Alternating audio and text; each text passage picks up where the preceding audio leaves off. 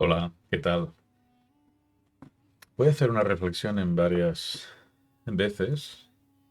Me gustaría hablaros un poquito de la cuestión de las sectas. Yo creo que hay mucha ignorancia alrededor de este asunto, a pesar de que se ha escrito bastante sobre el asunto, pero partimos de una base capciosa. Una secta es un desgajamiento, es una separación, es un resultado de algo que viene de un tronco grande. Estaríamos hablando de ramas de un mismo tronco.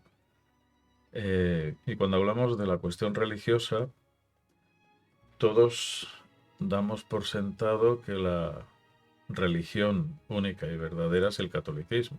Bueno, todos no, pero en general, en el común de la sociedad, la gente, aunque no se fíe del catolicismo, aún se fía menos de las minorías.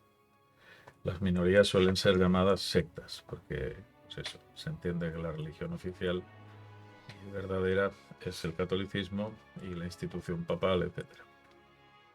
Y digo que es capcioso porque a la propia religión católica hay que cotejarla, compararla, analizarla a la luz de la Biblia y de lo que la Biblia enseña.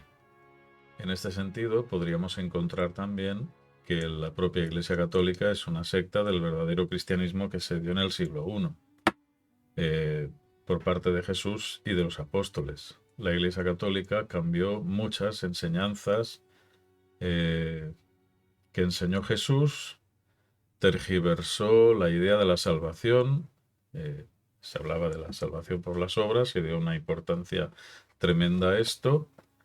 Y, y hay otros asuntos como el cambio en la ley de Dios, los 10 mandamientos, cuando se quitaron el mandamiento que habla de no adorarás imágenes, y se transformó también el último mandamiento para dividirlo en dos, cambiando de paso el cuarto mandamiento, quitando la idea del sábado, de la santificación del sábado, por la idea general de santificar las fiestas. Cuando yo era católico e hice la comunión tenía que responder, ¿cuáles?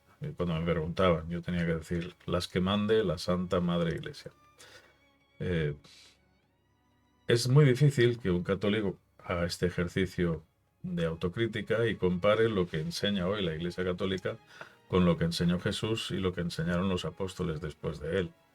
Pero efectivamente hay multitud de cosas que cambiaron y eso se debe a la fusión entre el cristianismo y el paganismo. Hablamos de una época en que se cristianiza el imperio por decreto y se acomodan ciertas cosas para que los que son de origen gentil o pagano puedan sentirse más o menos cómodos en una religión cristiana.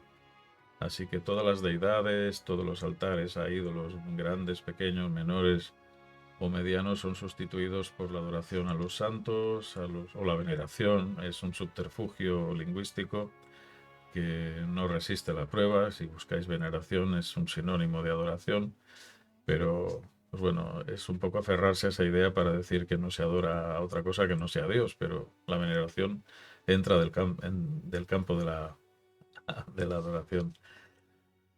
Así que bueno, los santos, la Virgen María, etcétera, etcétera. Transformando a los santos y a la propia Virgen María en intercesores delante de Dios cuando la Biblia dice que solo hay un intercesor entre el hombre y Dios, que es Jesucristo. Bueno, hay cantidad de cosas, cantidad de cosas. Nos faltaría tiempo en esta reflexión matinal para hablar de las desviaciones de la Iglesia Católica respecto a la enseñanza apostólica. Entonces estaríamos hablando de la primera gran secta, que es el propio cristianismo derivado en la Iglesia Católica. De la Iglesia Católica, cuando se instaura como Iglesia verdadera, después de una serie de guerras con motivo religioso, pues derivan otras tantas, el protestantismo mismo, que cuando Lutero descubre pues que su iglesia está enseñando cosas que no son correctas, pretende reformar. Lutero no quiso separarse de la Iglesia Católica, quería reformarla y hablar de la justificación por la fe, la salvación por la gracia. Se había montado un negocio no poco lucrativo respecto a las almas que había que salvar del purgatorio, etcétera, etcétera, cuando la Biblia no habla para nada del purgatorio.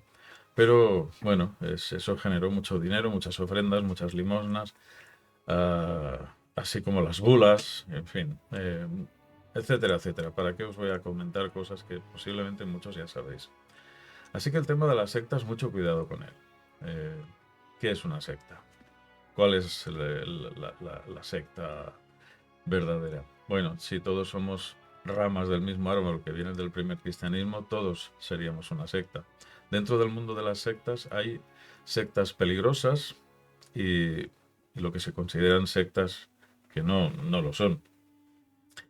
Las denominaciones protestantes, hace muchos años venimos luchando porque se nos considere iglesia, ¿vale? Porque entendemos que la que se llama iglesia no lo es tanto, o por lo menos tendríamos el mismo derecho de llamarnos iglesia.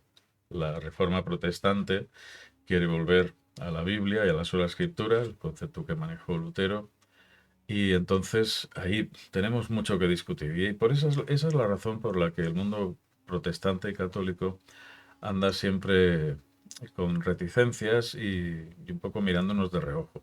Desde fuera este es un espectáculo difícil de entender, pero desde el punto de vista que os estoy planteando empezaréis a entender algunas cosas. Especialmente me dirijo a los que no están afiliados a ninguna iglesia y ven este mundo como un mundo extraño, difícil de entender y a veces pues desconfiable, ¿no? Porque todo lo pequeño, todo lo que es minoría genera miedo.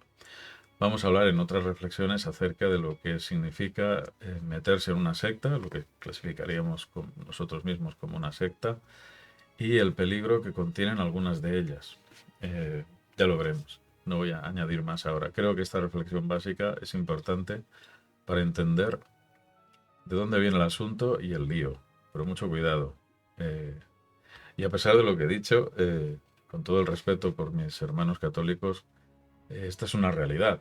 Eh, Solo hay que estudiar un poco la Biblia para darse cuenta de la cantidad de cosas de las que la Iglesia Católica se desvió de la enseñanza apostólica. Es un hecho.